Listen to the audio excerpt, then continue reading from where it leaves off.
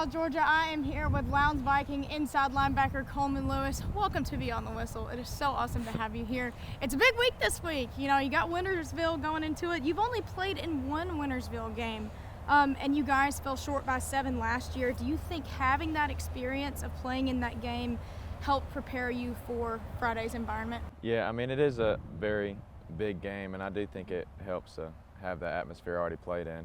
Of course, experience always helps too, so. Yeah, I think it'll help. Yeah, and as someone who was born and raised in Lowndes, you are born and bred a Viking. You know, hating Valdosta is pretty much in your nature, right? Yeah, I mean, I've hated Valdosta, I guess, since I was little. Yeah. Kind of just been raised to do that, I guess, or go against them. Yeah. But and yeah. So with that, for people who don't really understand the Winnersville Classic and don't really understand how big of a rivalry Lowndes and Valdosta is, describe to me this rivalry, that environment, and what makes this game so different. Yeah, I mean, I've actually showed other recruits, you know, that I've met, the atmosphere and the games, how many people show up to the game pictures, and they're all just amazed of how somebody has a rivalry like that. Which, I mean, I'm glad to be a part of it though. So. It's fun though. I like it. Describe, you know, the pressure surrounding this game, not just really to get a win, but just the pressure in general of this game. Do you feel more pressure going into Winnersville than you do other region games? I mean, obviously I know, almost basically everybody on the other side, so, you know, the benefit of having to say that you won is a big benefit to have. Mm-hmm. I mean, it is probably the most important game, or one of the most important games that we have this year. Yeah. For sure. So. And being such a huge asset and a leader on this team, and being a Power 5 recruit, with that, do you feel more pressure with that as well to play a perfect game, especially this week? And if so, how do you really stay level-headed? I mean, I like to have, pressure on me. I mean, it gets me better, especially games like this. I get to show everybody, I guess, how I can play and stuff. But I mean, the way I guess I stay level-headed is just to just keep grinding, I guess, you know, just keep to myself, you know. I don't know, that's just who I am. I don't really get too cocky about stuff, which I'm glad about that though. Yeah. So. And you know, do you prepare for Winnersville differently than you do other games? Do you have any superstitions for games, or do you have a special Winnersville tradition? I mean, this is a very important game. I mean, I try to treat it as normal, you know, to keep my certain routines as much as I can. I mean, of course, I talk to people about it, but I mean, I try to stay like it's a normal game, you know, inside my head, to not get too excited, too low. But I mean, yeah, that's just what I think about it. Try to think about it. Yeah, and you played, you know, last year's Winnersville game was here in the Concrete Palace with all the concrete crazies and everything like that. Yeah. How do you think it's gonna be in Bazemore Hyder? I mean, I haven't played there since about 7th grade, so I'm excited to play there. I mean, we'll still have plenty of Lowndes fans there. Of course, there'll be more Valdosta fans, but I think it'll be a great atmosphere still. You know, I mean, who wouldn't want to go winning at their stadium? Yeah. You know. Just cool atmosphere, so. Yeah, and with you being such a big part of this defense, I think you're averaging almost 8 tackles a game, which is huge, and you're just a junior. Yeah. So describe to me, you know, this defense this year. You guys are relatively young. Yeah. So describe to me this defense this year, and really your takeaways from it, and you know, what really one of your defensive teammates has stood out to you this year? Yeah, well, so we run a 3-3-5 this year. I mean, I've ran 3 different defenses, you know, so I've got to experience, you know, 3 different types of defenses, which has been great. I mean, I've liked this one especially because, you know, I mean, I'm in the middle instead of kind of splitting, so I get to see the whole offensive line instead of kind of more of one half. But I mean, we've had really good, I guess, surprising players that have surprised me that have done really well. I mean, Cameron Rigdon has done well. Andreas has done pretty well. You know, and we've had a couple of DBs that have done well as well. So, but I mean, I've liked this defense so far, and so hopefully I can keep it next year. Yeah. How has it been, you know, transitioning from one coaching staff and the way that last year was ran to this year? You know, how's really that been? You have a huge coaching staff for one, and they're all pretty much new faces. So how has that really been a transition for you? Yeah, I mean, I got here my freshman year, of course, with DeBose, and then he left, and I got here with Grage, and I was like, all right, whatever. And then I went with Grage, and then Grage left too, so I was like, man. And which it was easier though because I didn't have baseball at the time. I didn't have to go to baseball stuff because I was a freshman. But this past year was more difficult because during the spring I didn't have weight room, so it was harder to, I guess, meet all the coaches and stuff, and get a feel for them, before the season. But I mean, the summer went well, so I like the whole new coaching staff now, and I hope it stays. Last question. What would winning this Winnersville Classic mean, considering that you guys lost last year? What would it mean to you? Well, I want to have a winning record against Valdosta the times I'm playing. I mean, I'm 0-1 against them varsity-wise, So, I mean, I want to have a winning record by the time I get out of here. So that's my goal, Awesome. Is there anything else you want to mention?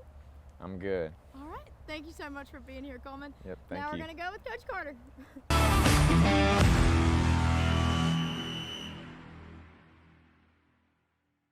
All right, South Georgia, I'm back here on Beyond the Whistle with Coach Adam Carter. It is so great to have you back here with me at Beyond the Whistle. You have a humongous game coming up on Friday.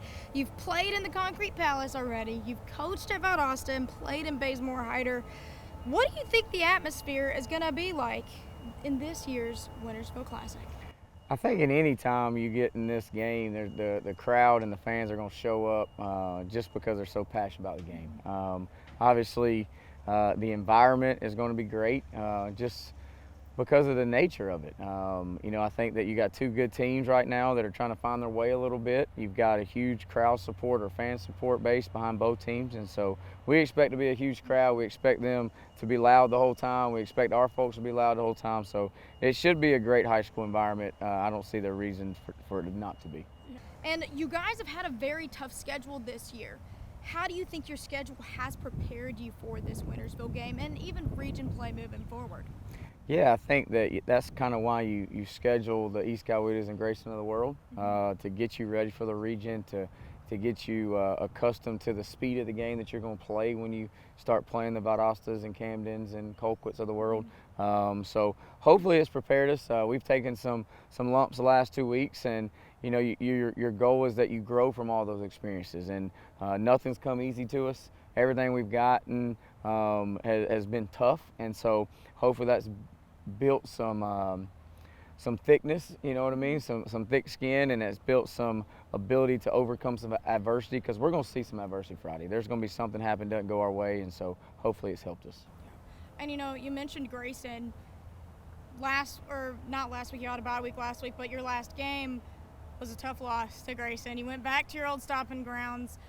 Did not go the way you guys wanted it to, but with big losses like that and playing tough teams, like you said, you learned a lot. So what did you take away from that game, and what did that teach you about this team to prepare for Friday? Well, I went in at halftime and told the coaches and the players, and I said, listen, this game right now in that half of football is not going to define our entire season. We can't let it define our entire season.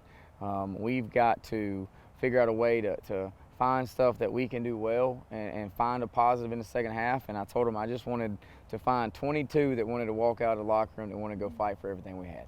And I thought they did have some response in the second half. Defensively, I thought we played better in some spots. I don't think these kids will quit on us. I don't think that at all. I think they're going to go out there and fight every Friday. We were a little bit short going against Grayson. That's a really good football team. The size and speed caught up to us a little bit, and so it wasn't the night we wanted. But hopefully it allowed us over the bye week to go back, evaluate who we are, and who we can be. I think that we all have goals of what we want our season to look like and what our team to look like and all that stuff, and that's all good until it's not. You look at us offensively, and you have we've had 3 of our major impact guys on offense have been out, and so now you've got to find other kids, and so now it's a relatively young team. Correct, especially from an experience standpoint. And so I think that it's allowed us, or made us really, it's made us go in and adjust stuff offensively and defensively and try to figure out what our kids are comfortable with, not necessarily just what we want to do. So hopefully that's a positive. Yeah, and just out of curiosity, were you more nervous for last week, or not last week, but 2 weeks ago, last game's matchup against Grayson, or your first Winnersville Classic as Lowndes' head coach? Yeah, I think that you have to put more emphasis on this one. I think from a Good answer. from a personal spot, going up there and just going into a community that we spent 4 years and all those things. It was I tried not to put any emphasis on that throughout the whole week. The same way, really, I'm trying to put emphasis this week on, and last week on, hey, we've got stuff we've got to do every day to make sure we get ready. Who we're going to go against on Friday night does not affect how we prepare and how we go about our business. And so that's kind of been the message. But yeah, this one's much bigger. For our community, this one's much bigger. For our kids, this one's much bigger, and that's what it's about. And, talking about this matchup with Valdosta, their defensive line, I would say, is probably the fastest you guys have seen this year, and their offensive line relatively outsizes you guys. Yes. So how do you manage to capitalize on those challenges? Huge challenges. I mean, they're really good up front in the box. They're really good. Offensive line wise, they're large. I mean, they're going to average 6'2", 6'3", 280, 290 across the board, and that's kind of what we've seen though. If you go back and look at our schedule, even from the Christ School was huge. Gaston was huge. The school out of Maryland was huge, and then you look at East Coweta, they had an SEC size offensive line, and so we've had to deal with that, all season. We think we've done some things to help our guys interior wise to get them just to be able to take advantage of some of those matchups. You know what I mean? If you sit there and ask them just to play them straight up the whole night, we'll probably struggle a little bit just because that's not what they do well. So we've had to adjust there. Our offensive line, they know they've got a big task. They know everybody knows the Brantley kid and what he brings to the table. Such a good player, athletic, his motor, and we've made a point to know, hey, listen, you've got to be able to match his quickness, his physicalness, and his motor. You've got to. If you let him take over a game, it's going to be a long night for us. And so hopefully our offensive coaching staff has put together a plan to try to minimize what he can do. You're not going to stop him. You're not going to eliminate. He's going to make tackles. He's going to make big plays. You just got to keep it at a minimum and not let him change the game. So it's going to be tough. The game will be won in the box on both sides. If we can establish a run and get drives together and do all those things, keep their offense on the sideline, then we'll have a chance. If they are completely stopping the run and we got to throw it 50 times and next thing you know our defense is on the field a bunch, it'll be a long night. So that's kind of the focus we've had the last 2 weeks of those things. Yeah, and with that brings me to my next question. Aside from the line, is Valdosta a greater threat on offense or defense? And which side of the ball will your team really have to rely and execute most on in order to get a win? That's a hard question. If you go back and look at how well they've played on defense, you would initially want to say that their defense is kind of what carries them. But if you go back and watch the film and look at the stats from McEachin, they had 500 yards of offense. Yeah. They just turned it over, but they were going up and down the field. And so offensively, they're playing 2 quarterbacks. They have 2 or 3 running backs that are all really, really fast. They have number 1 that can take the top off, number 18 that can do the same thing. So I think that overall, not necessarily offense and defense, but overall I think the thing that they have is just pure team speed. They can flat out run. They can flat out run. They're athletic on both sides of the ball. Their big guys are athletic. They're not just big dudes that don't move well. So that's the biggest issue they have is the speed and athleticism. On both sides of the football. But, obviously I'm going to focus on what they do offensively. If we can find a way to get a couple stops, make them punt the ball, change the field and all those things. And the ultimate goal is to give our offense more possession. So I'm going to put it on the defense. If we can play well, we'll give ourselves a shot. If it turns into a shootout, then we'll probably be in trouble. Yeah. And, you have a huge tank on defense in Coleman Lewis. Yes. We just talked to Coleman. So talk to me about him and what he brings to your defense. And really, obviously, his job is to freaking tackle everybody that gets the ball on Friday. That's right. But really and truly, from a coach-player perspective, what are you expecting of him on Friday? he'll have to control our side of the ball, and he'll have to make a lot of plays. You know, they're going to run the football at us. They're going to get pushed up front. He's going to have to find ways to find some little creases and go make some plays in the backfield for us. You know, he makes all of our calls and gets us lined up, which is, you know, hard as it is. Our job, coaching-wise, has been able to find ways to somewhat keep him free so he can do those things, you know, and, you know, that's been the hard part. Like, when they're so big, they haven't had to double team, you know, us up front. They've been able to single block some stuff up front, which means they're able to get to him. And so our job all, you know, for the last 2 weeks has been finding ways to make sure that doesn't happen. And so we think we've got some things to help him. But I mean, it's hard when you got 2 or 3 offensive linemen in your lap to go and do stuff. And so you want your best player to be able to run and go make those tackles and run and hit and all those things. So he'll have to have a big game for us to be successful defensively and overall, just because we lean on him so much. And flipping back, you know, Smoke's been a huge contributor for you guys on offense. Like we talked about earlier, you said that, you know, this game is pretty much going to be won in the box, especially with their defensive line, how quick they are. But Smoke is quick too. That's you right. know, so Yep. Really and truly, do you think you guys are going to still stick to that same, you know, game plan with Smoke, or are you going to have to figure some other stuff out? Obviously, you don't have to tell me exactly what, but to go about a different game plan, you know, to keep him out of that box. And as a running back, that's extremely hard to do.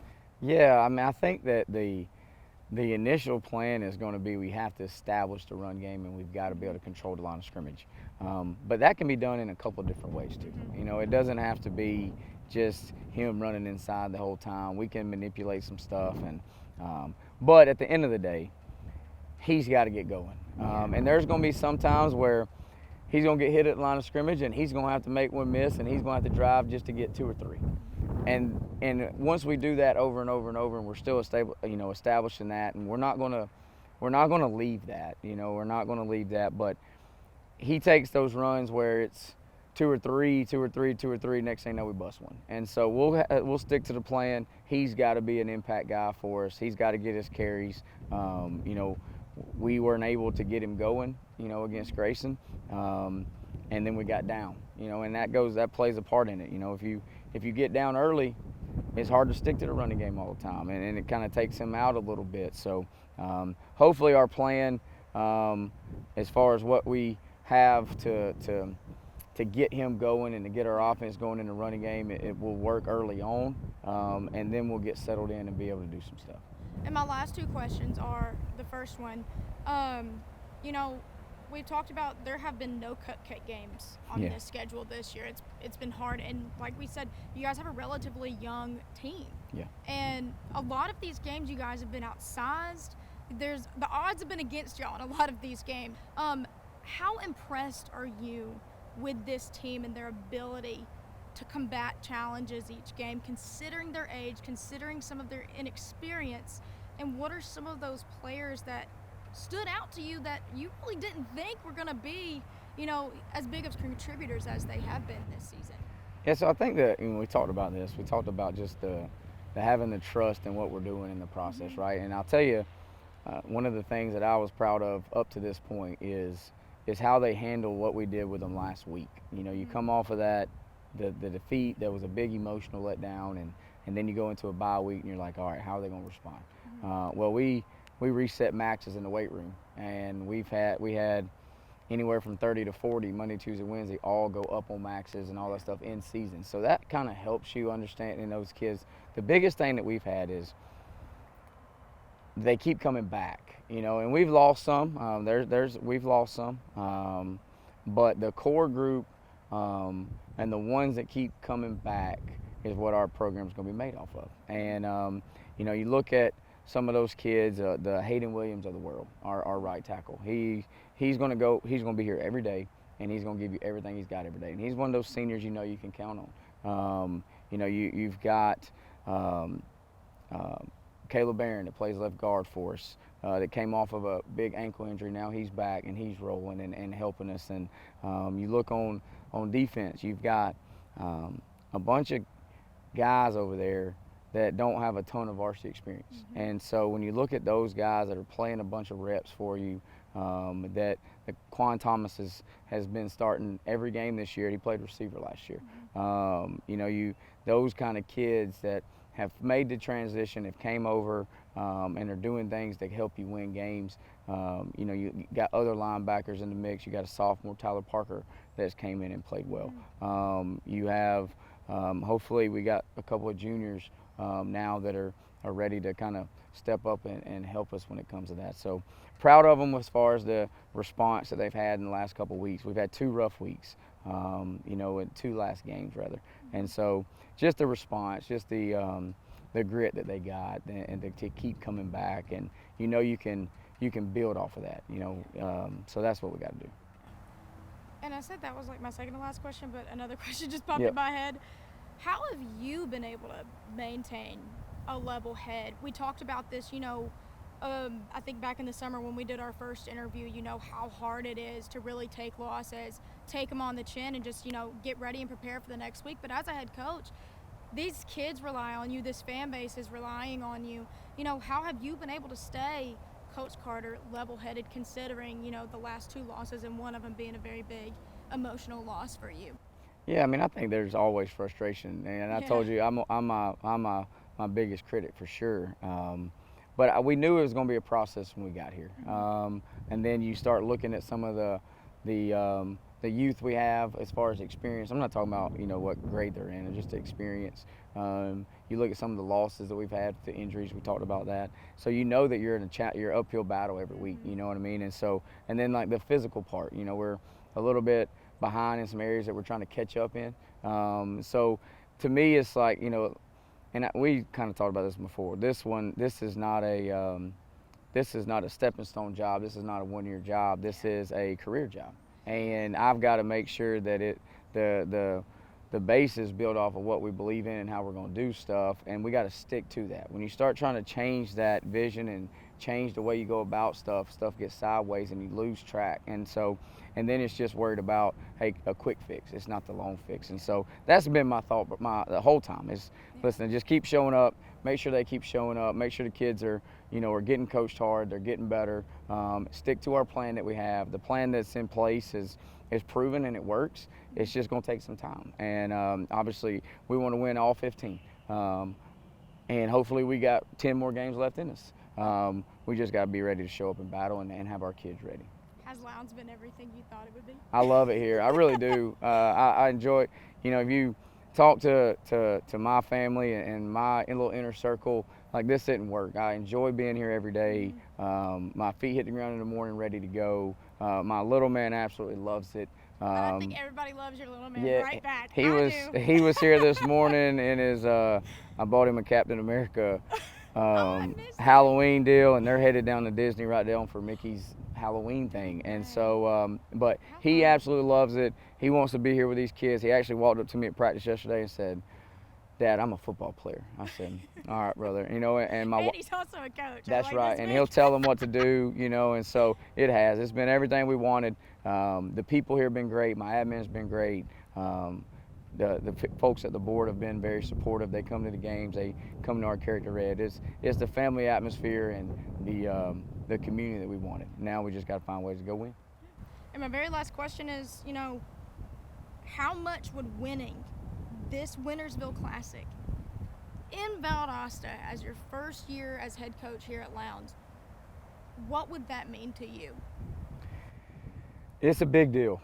It really is. I think that it serves as a little bit of some validity, especially when things are not going well, you know, and so, but just the impact that it can have on the community, impact it can have on our kids, the confidence, the trust part, the buy-in, all those happen, you know, and it can change with one game. You know, you hate to put a ton into one game because that's not your whole season, but the impact of this game can really, you know, change the outlook of our season and confident-wise, and next thing you know, you set yourself up in the driver's seat to hopefully host a playoff game. So it's got a huge implication on not just, you know, the game and how it can affect, you know, our mentality, but it could affect our whole season. And so it'd be huge. It's a big game for us, and the impact can be very positive from every program we got, really. You know what I mean? From the bottom all the way up to the top. And so if we can find a way to win by one and pull it off, I think it'll make Saturday around this place much easier. Yeah. Is there anything else you want to mention about the game, season, or anything? I don't think so. You covered a lot. Awesome. Thank you so much. Thank you so much Yes. for being here with me again, Coach Carter. All right, guys, now we're going to head on down the road to the MONSTER Wildcats. Don't forget to like and subscribe and follow me on all my social medias to keep up with future episodes of Beyond the Whistle. See you guys next time.